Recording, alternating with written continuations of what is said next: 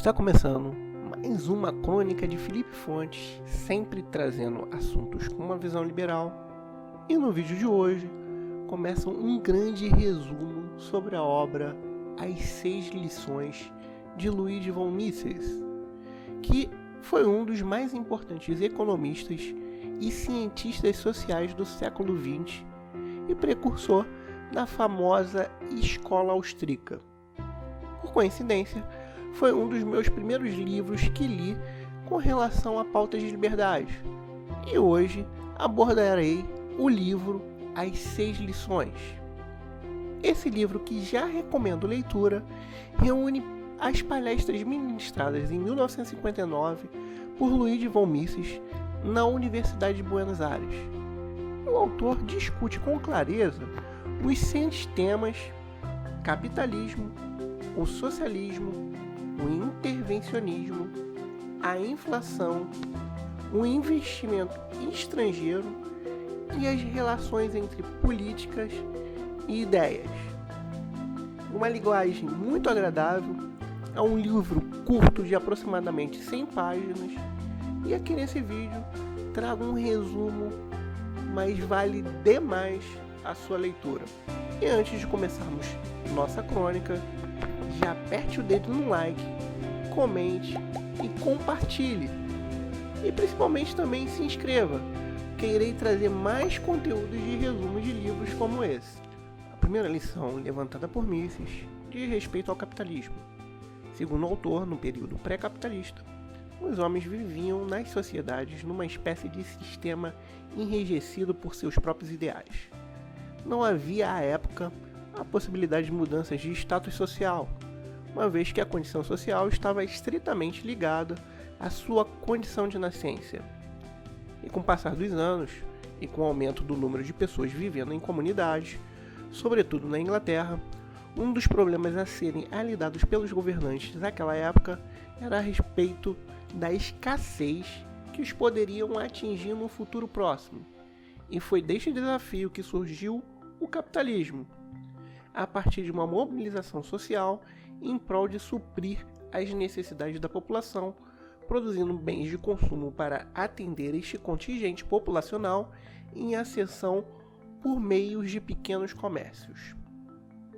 E o autor deixa claro em sua obra que o pilar deste sistema é o consumidor, e de que não haveriam mais quem reinasse na sociedade de consumo estabelecida como o consumidor, que é o centro das atenções das empresas emergentes e seriam os verdadeiros expoentes do que cada produto valeria por meio da procura destes. Desta forma, a preocupação do empresariado em estar sempre se mantendo no mercado fez com que a qualidade de vida da população crescesse e, consequentemente, sua perspectiva de vida, na medida em que é necessário o aprimoramento constante dos produtos ofertados.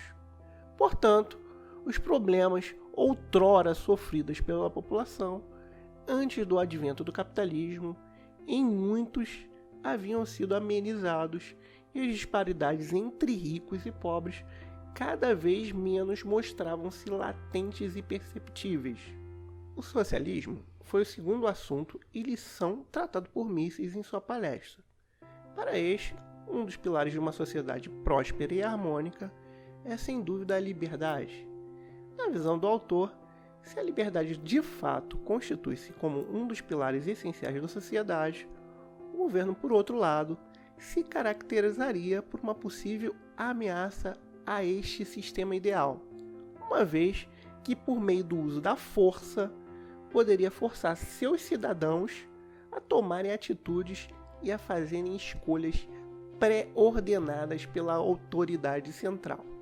É importante abrir um parêntese para dizer que a liberdade, ainda que importantíssima para a consumação de uma sociedade sadia, esta não pode de forma alguma não encontrar limitações.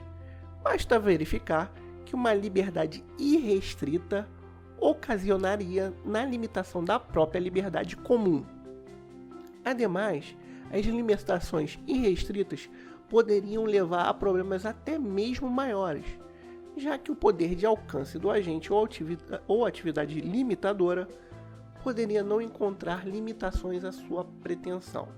Mises ainda cita em sua obra um autor também muito conhecido, chamado Karl Marx, que em seu livro intitulado Manifesto Comunista trouxe ao público a ideia de luta de classes, e Mises, se posicionando de maneira contrária a este entendimento errôneo, mostrou que tal pensamento estaria equivocado na medida em que no sistema capitalista o status social não era mais notório, tal como fora antes do advento do capitalismo, e que a ascensão social era algo palpável e possível a todos, já que as posições de prestígio na sociedade estavam em constante mudança, existindo, portanto, o que chamamos de mobilidade social. Em suma, no sistema socialista, tudo depende da sabedoria dos talentosos e daqueles que constituem a autoridade suprema, mostrando claramente que há no socialismo, e somente neste sistema, uma forma de hierarquização de indivíduos que uma hora ou outra despertará uma espécie de conflito de classes, a saber, os súditos em face de suas autoridades. E a terceira e quarta lição guardam consigo estrita ligação. São eles o intervencionismo e a inflação. Para Mises, o governo não deve se ausentar totalmente de sua função de administrar um país. Destarte, compete a ele fazer todas as coisas para as quais ele é necessário e para os quais foi instituído, como, por exemplo, cuidar da segurança interna e externa de seus cidadãos, bem como o resguardo de sua soberania.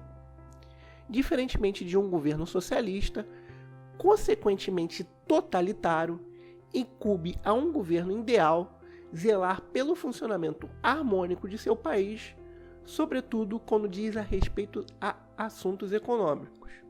Ainda que mínimo um controle estatal sobre sua economia abriria precedente para que diversos outros setores fossem também controlados, o que geraria uma insegurança não somente econômica, mas também jurídica a esta nação. Desta forma, caberia ao Estado o controle das atividades essenciais a um funcionamento estatal adequado e sadio, sem que tais ações entrem em conflito com os direitos alheios.